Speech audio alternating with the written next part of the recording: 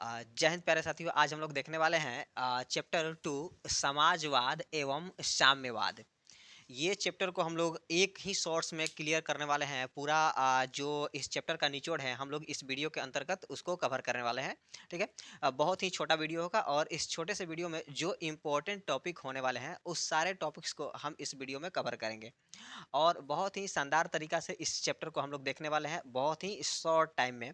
तो चलिए शुरुआत करते हैं चैप्टर 2 सामाजिक विज्ञान का समाजवाद एवं साम्यवाद। देखिएगा, समाजवादी भावना का उदय 18वीं शताब्दी में कब? समाजवादी भावनाओं का उदय 18वीं शताब्दी में औद्योगिक क्रांति के फलस्वरूप हुआ था। ठीक है ना। जो समाजवादी भावनाएं यानी कि समाजवाद का जो उदय हुआ था 18वीं शताब्दी में। और ये उदय कब हुआ था? तो औद्योगिक क्रांति के बाद। अब पूछा जाएगा कि औद्योगिक क्रांति की शुरुआत कहाँ से हुई? तो औद्योगिक क्रांति की शुरुआत हुई इंग्लैंड से। ठीक है ना। अगर औद्योगिक क्रांति की शुरुआत इंग्लैंड से हुई। दूसरा है यहाँ पे कि कार्ल मार्क्स का जन्म राइन प्रांत के टियर नगर में हुआ था। कहाँ? कार्ल मार्क्स का, यहाँ पे देख रही है, कार्ल मार्क्स का जन्म राइन प्रांत के टियर नगर में हुआ था 5 मई को। कितने मई को? 5 मई को हुआ था। कार्ल मार्क्स का जन्म राइन प्रांत के टियर नगर में 5 मई को हुआ था। नेक्स्ट है कि कार्ल मार्क्स के पिता कौन है? तो कार्ल मार्क्स के पिता हेनरी मार्क्स थे। कौन से? कार्ल मार्क्स के पिता हेनरी मार्क। याद रखना है, कार्ल मार्क्स के पिता हेनरी मार्क हैं और वे पेशे से एक प्रसिद्ध वकील थे। कार्ल मार्क्स के पिता पेशे से एक प्रसिद्ध वकील थे। नेक्स्ट है कि कार्ल मार्क्स ने कहाँ से शिक्षा ग्रहण की? तो कार्ल मार्क्स ने बोन विश्वविद्यालय में विधि की शिक्षा ग्रहण की। किसकी? विधि यानी कि लॉ की शिक्षा ग्रहण किया था। कार्ल मार्क्स जो थे वो बोन विश्वविद्यालय से विधि यानी कि लॉ की शिक्षा ग्रहण किया था। अगला है बाबू, यहाँ पे अगला देखिएगा, यहाँ पे ये जितने भी टॉपिक हैं ये सारे महत्वपूर्ण होने वाले हैं। यहाँ से ऑब्जेक्टिव पूछे जाते हैं। अब देखा जाए अगला टॉपिक। अगला देखिएगा, अगला है यहाँ पे कि कार्ल मार्क्स का पूरा नाम क्या है? तो कार्ल मार्क्स का पूरा नाम है Karl Heinrich Marx. Karl Heinrich Marx है। ठीक है ना। कार्ल मार्क्स का पूरा नाम है कार्ल हेनरिक मार्क। अगला, कार्ल मार्क्स जो है वो हिगेल की विचारधाराओं से प्रभावित थे। कार्ल मार्क्स किसके किसके विचारधाराओं से प्रभावित थे? तो कार्ल मार्क्स हिगेल के विचारधाराओं से प्रेरित थे, इंस्पायर्ड थे। ठीक है ना। अब अगला देखना है बाबू, अगला टॉपिक ये वाला है। बोल रहा है कि कार्ल मार्क्स ने 1843 में अपने बचपन के मित्र जेनी, याद रखना है, कार्ल मार्क्स अपने बचपन के मित्र जेनी से विवाह कर लिया था। कार्ल मार्क्स किससे शादी किए थे? तो कार्ल मार्क्स अपने बचपन के मित्र जेनी से विवाह किए थे। 1844 में कार्ल मार्क्स फ्रेडरिक एंजेल्स से मिले। किससे मिले? 1844 में कार्ल मार्क्स फ्रेडरिक एंजेल्स या एंगल्स से मिले। ठीक है। उसके बाद है कि कार्ल मार्क्स ने एंजेल्स के साथ मिलकर 1848, कब बाबू? 1848 में साम्यवादी घोषणा पत्र का प्रकाशित किया। किसका प्रकाशित किया? तो साम्यवादी घोषणा पत्र को प्रकाशित किया था। किसके साथ मिलकर? तो एंजेल्स के साथ, जो एंजेल्स थी। ठीक है ना। Frederick angels. कौन एंजेल्स? फ्रेडरिक एंजेल्स के साथ कार्ल मार्क्स मिलकर साम्यवादी घोषणा पत्र को प्रकाशित किया था 1848 ईस्वी में। अब आइए नेक्स्ट देखा जाएगा। इस छोटे से वीडियो में हम लोग पूरे चैप्टर को कवर करने वाले हैं। देखिएगा ध्यान से, सारे के सारे इंपॉर्टेंट टॉपिक्स हैं। यहीं से आपके एग्जाम में ऑब्जेक्टिव उठाया जाएगा, बाकी कहीं दूसरे से नहीं पूछा जाएगा। अगला है बाबू, यहाँ पे देखिएगा कि 1864 ईस्वी में 1864 ईस्वी में प्रथम अंतर्राष्ट्रीय संघ, कब? प्रथम अंतर्राष्ट्रीय संघ की स्थापना हुई थी। पूछा जाएगा कि प्रथम अंतर्राष्ट्रीय संघ की स्थापना कब हुई? तो प्रथम अंतर्राष्ट्रीय संघ की स्थापना 1864 ईस्वी में हुई थी। ठीक है। और जिसका श्रेय कार्ल मार्क्स को जाता है। किसने किया था? कार्ल मार्क्स ने किया था। प्रथम अंतर्राष्ट्रीय संघ की स्थापना 1864 ईस्वी में कार्ल मार्क्स ने किया था, यानी कि इसका श्रेय कार्ल मार्क्स को जाता है। नेक्स्ट है, प्रथम अंतर्राष्ट्रीय संघ में कार्ल मार्क्स ने अधिकारों के बिना कर्तव्य नहीं और कर्तव्य के बिना अधिकार नहीं का नारा दिया था। ऑब्जेक्टिव यहाँ पे क्वेश्चन पूछा जाएगा कि अधिकारों के बिना कर्तव्य नहीं और कर्तव्य के बिना अधिकार नहीं का नारा किसने दिया था? तो कार्ल मार्क्स ने दिया था। ठीक है ना, याद रखना है कि प्रथम अंतर्राष्ट्रीय संघ में कार्ल मार्क्स ने अधिकारों के बिना कर्तव्य नहीं और कर्तव्य के बिना अधिकार नहीं का नारा दिया था। नेक्स्ट है कि पेरिस में द्वितीय अंतर्राष्ट्रीय संघ 14 जुलाई 1889 में हुआ था। द्वितीय अंतर्राष्ट्रीय संघ का सम्मेलन कब हुआ था? तो द्वितीय अंतर्राष्ट्रीय संघ सम्मेलन 14 जुलाई 1889 ईस्वी को पेरिस में हुआ था। याद करके रखना है, यहीं से ऑब्जेक्टिव क्वेश्चन उठाए जाएंगे। अब देखिए अगला है, अगला यहाँ पे देख लीजिएगा कि द्वितीय अंतर्राष्ट्रीय संघ में द्वितीय अंतर्राष्ट्रीय में 1 मई को अंतर्राष्ट्रीय मजदूर दिवस मनाने की घोषणा की थी। जो द्वितीय अंतर्राष्ट्रीय संघ की सम्मेलन हुआ था, मीटिंग हुआ था, उसी मीटिंग में 1 मई को अंतर्राष्ट्रीय मजदूर दिवस बनाने की घोषणा की गई थी। पूछा जाएगा कि अंतर्राष्ट्रीय मजदूर दिवस मनाने की घोषणा कहाँ की गई थी? तो द्वितीय अंतर्राष्ट्रीय सम्मेलन में किया गया था। याद रखना है, यहीं से ये सारे से के सारे इंपॉर्टेंट होने वाले हैं, सारे यहीं से क्वेश्चन पूछे जाएंगे। आइए आगे देखिएगा, इस जितने भी ये चलाया जा रहा है इसका आप लोग स्क्रीनशॉट लेके और आप इसे नोटबुक में नोट कर सकते हैं। अगला है बाबू कि रूस में जार का अर्थ क्या होता है? तो रूस में जार का अर्थ होता है बाबू रूस का सम्राट। रूस में जार शब्द का जो अर्थ है, जार शब्द का अर्थ होता है वहाँ के सम्राट। ठीक है ना, सम्राट याद रखना है। रूस में जार शब्द का अर्थ होता है रूस का सम्राट। अगला है कि बोल्शेविक क्रांति नवंबर 1917 में हुई थी, जिसे अक्टूबर क्रांति के नाम से भी जाना जाता है।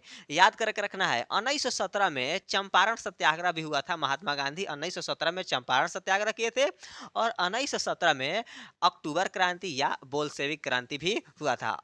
कब? 1917 में अक्टूबर क्रांति या बोल्शेविक क्रांति भी हुआ था।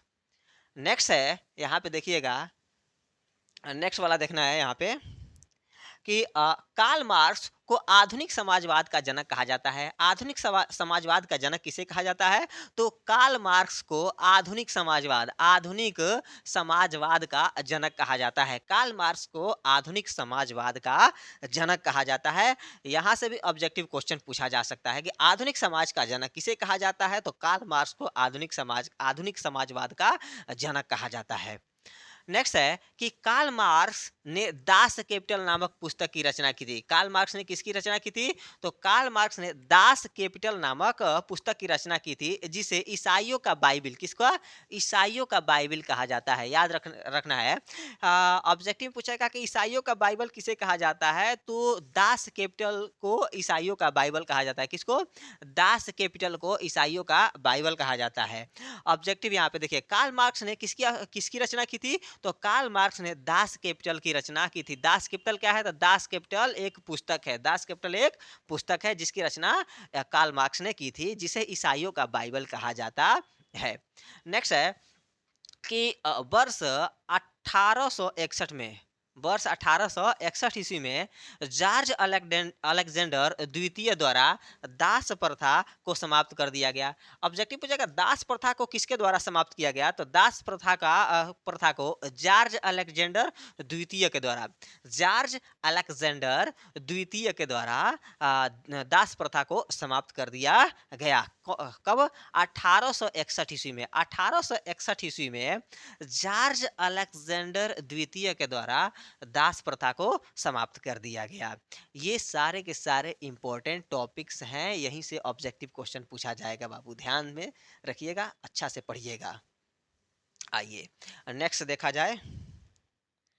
नेक्स्ट है यहाँ पर कि क्रीमिया के युद्ध में रूस की पराजय हुई थी। रूस की पराजय किसके साथ हुई थी? तो क्रीमिया का जो युद्ध हुआ था ना, क्रीमिया क्रीमिया का जो युद्ध हुआ था उसमें रूस की पराजय हुई थी। रूस की पराजय हुई थी। क्रीमिया के जो युद्ध हुआ उसमें रूस का पराजय हुआ था। 1904 या 5, 1904 से 5 के रूस जापान युद्ध में रूस की पराजय हुई थी। देखिएगा, 1904 और 5 में जो युद्ध हुआ था उसमें रूस की पराजय हुई थी। किससे? एक छोटे से देश जापान से, जिसके कारण जापान के लोग वहां जार के घर के सामने से रोटी दो का नारा लगाते हुए गुजर रहे थे, उधर उसके घर की तरफ जा रहे थे। उसी समय जार ने गोली चलवा दिया और उसी घटना को खूनी रविवार के नाम से जाना जाता है। यहाँ पे देखिएगा, प्रथम विश्व युद्ध 1914 से 1918, ठीक है, कब? प्रथम विश्व युद्ध 1914 से 1918 ने बोल्शेविक क्रांति का मार्ग को प्रशस्त किया। यानी कि जो 1914 से 1918 तक प्रथम विश्व युद्ध हुआ था, उसी युद्ध के कारण बोल्शेविक क्रांति का मार्ग खुला। उसी युद्ध के कारण बोल्शेविक क्रांति हुआ। अगला, खूनी रविवार, ये याद करके रखना है। खूनी रविवार या लाल रविवार, अभी थोड़ी देर पहले जिसकी चर्चा किए थे हम, वही है खूनी रविवार या लाल रविवार। 9 जनवरी 1905 को, 9 जनवरी 1905 को, या नए कैलेंडर के अनुसार 22 जनवरी 1905 को। पुराने कैलेंडर के अनुसार 9 जनवरी, पुराने कैलेंडर के अनुसार 9 जनवरी 1905 और नए कैलेंडर के अनुसार 22 जनवरी 1905 ईस्वी को हुआ था। अब क्यों हुआ था उसका कारण देख लीजिए। सेंट पीटर्सबर्ग जो जार का महल है, ठीक है ना, सेंट पीटर्सबर्ग जो वहां के जार हैं रूस के, उन्हीं के महल की ओर 9 जनवरी 1905 को लोगों का एक समूह रोटी दो का नारा लगाते हुए जा रहे थे। ठीक, तभी जार ने आदेश दे दिया अपने सैनिकों को कि इन्हें गोली मार दिया जाए। जार के सैनिकों ने इन्हें गोली मार दिया, जिससे कि हजारों लोगों की मृत्यु हुई। और यह दिन था रविवार, यह दिन था बाबू रविवार। इसीलिए इस दिन को खूनी रविवार के नाम से जाना जाता है या लाल रविवार के नाम से जाना जाता है।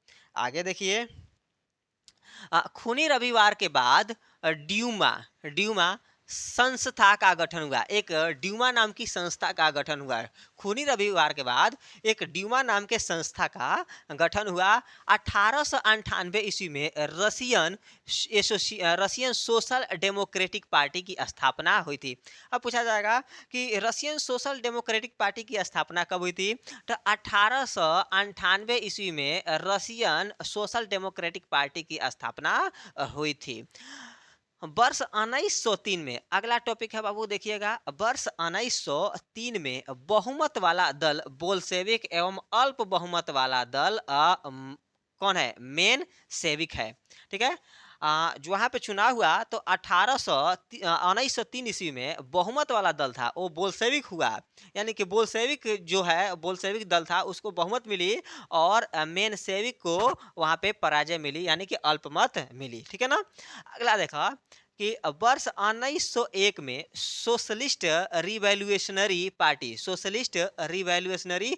की स्थापना हुई। ऑब्जेक्टिव पूछेगा कि सोशलिस्ट रिवॉल्यूशनरी पार्टी का गठन कब हुआ था? तो 1901 ईस्वी में हुआ था सोशलिस्ट रिवॉल्यूशनरी पार्टी की स्थापना। अब आइए नेक्स्ट देखा जाए। नेक्स्ट यहाँ पे होने वाला जो है नेक्स्ट टॉपिक, ये देखा जाए। नेक्स्ट अगला टॉपिक जो है यहाँ पे वो है सन 1975 में, सन 1975 में संयुक्त राष्ट्र संघ द्वारा, सन 1975 में संयुक्त राष्ट्र संघ द्वारा 8 मार्च को अंतर्राष्ट्रीय महिला दिवस की घोषणा किया गया। 1975 में संयुक्त राष्ट्र संघ द्वारा 8 मार्च को महिला दिवस मनाया जाए, इसके लिए एक घोषणा की गई। किसके द्वारा बाबू? संयुक्त राष्ट्र संघ द्वारा इसकी घोषणा की गई। ठीक है, उसके बाद से लेनिन ने अप्रैल थेसिस दल की स्थापना की थी। किसने? लेनिन ने अप्रैल थेसिस नाम की एक स्थापना की थी दल की। ठीक है ना। कौन? लेनिन ने अप्रैल थेसिस, किसने? लेनिन, याद करके रखना है, मार्क्स और लेनिन, तो इस लेनिन है। ठीक है ना।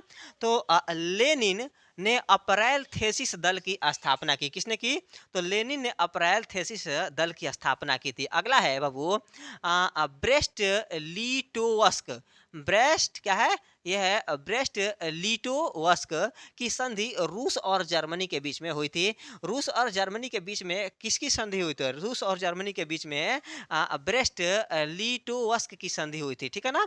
ये सारा चीज याद करके रखना है। सन 1918 के आसपास, क्या सन 1918 के आसपास लियोन ट्रोटस्की ने लाल सेना की गठन की थी। कौन? लियोन ट्रोटस्की ने लाल सेना की गठन की थी। कब बाबू? सन 1918 के आसपास, सन 1918 के आसपास, याद करके एकदम रखना है। सन 1918 के आसपास लियोन ट्रोटस्की ने लाल सेना की गठन की थी। अगला है बाबू चेक, चेक या वेचेका, चेका या वेचेका, याद करना है। ये देखिएगा दो शब्द है, चेका या वेचेका। चेका या वेचेका एक गुप्त वोल्शेविक पुलिस संगठन था। चेका या वेलचेका क्या था?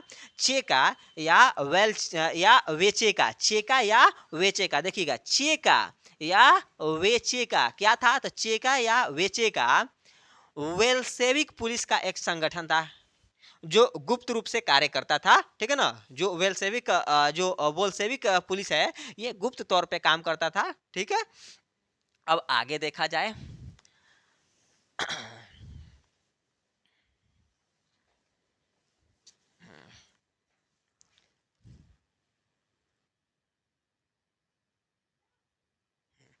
आगे है कि लेनिन ने 1921 ईस्वी में, लेनिन ने 1921 ईस्वी में नई आर्थिक नीति की घोषणा की थी। नई आर्थिक नीति की घोषणा लेनिन ने कब की थी? तो लेनिन ने 1921 ईस्वी में नई आर्थिक नीति की घोषणा की थी। आगे है बाबू, लेनिन की मृत्यु वर्ष 1924 ईस्वी में हो गई। लेनिन की मृत्यु कब हुई? तो लेनिन की मृत्यु वर्ष 1924 में हो गई। अगला है कि सोवियत संघ का विघटन दिसंबर 1991 में हुआ था। सोवियत संघ का विघटन कब हुआ था? तो सोवियत संघ का विघटन 1991 ईस्वी में हुआ, ठीक है ना। ये सोवियत संघ का विघटन कराने में अमेरिका का बहुत बड़ा हाथ था। इसमें अमेरिका इन्वॉल्व हुआ था और अमेरिका ने सोवियत संघ के विघटन में अपना बहुत अहम रोल निभाया था, ठीक है ना। उस समय शीत युद्ध चल रहा था।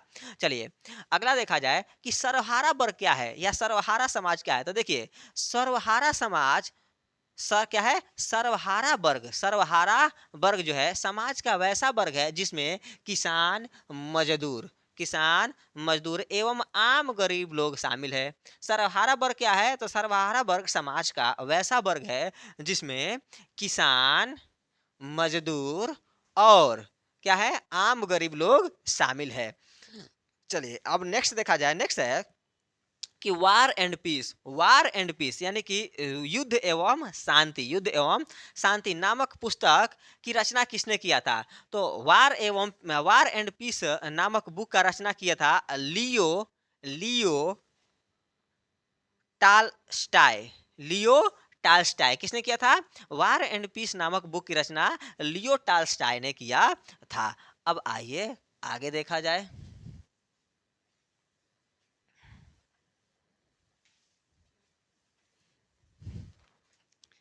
आगे आगे है कि साम्यवादी शासक, क्या साम्यवादी शासक का पहला प्रयोग रूस में हुआ था। साम्यवादी शासक का शासन का पहला प्रयोग कहाँ हुआ था? तो जो साम्यवादी शासन का पहला प्रयोग रूस में हुआ था। दूसरा यहाँ पे नेक्स्ट टॉपिक है कि कार्ल मार्क्स की मृत्यु कब हुई थी? तो कार्ल मार्क्स की मृत्यु 1883 में हुआ था। कार्ल मार्क्स की मृत्यु कब हुई? तो कार्ल मार्क्स की मृत्यु 1883 ईस्वी में हुआ था। नेक्स्ट है कि स्टालिन की मृत्यु कब हुआ? तो स्टालिन की मृत्यु 1953 ईस्वी में, यानी कि 1953, यानी कि हम लोग के भारत के आज़ादी के लगभग 6 साल बाद, 5-6 साल बाद इसकी मृत्यु हुई थी। स्टालिन की मृत्यु कब हुई बाबू? तो 1953 ईस्वी में। और कार्ल मार्क्स की मृत्यु कब हुई? यहाँ पे देखिएगा, यहाँ पे क्या था बाबू? किसी को याद है तो बताइए, कार्ल मार्क्स की मृत्यु कब हुई थी? किसी को याद है? कार्ल मार्क्स की मृत्यु याद है आपको 1883 ईस्वी में हुई थी। तो ये हम लोग का चैप्टर कंप्लीट हो गया, सेकंड चैप्टर, ठीक है। अब देखिए हम लोग फिर मिलेंगे नया वाला ये थर्ड चैप्टर में। और आप सभी हमारा व्हाट्सएप लिंक दिया हुआ है, उस ग्रुप को ज्वाइन कर सकते हैं जहाँ पे बहुत सारा इम्पोर्टेंट नोट्स भेजा जाएगा, ठीक है ना। तब तक के लिए धन्यवाद।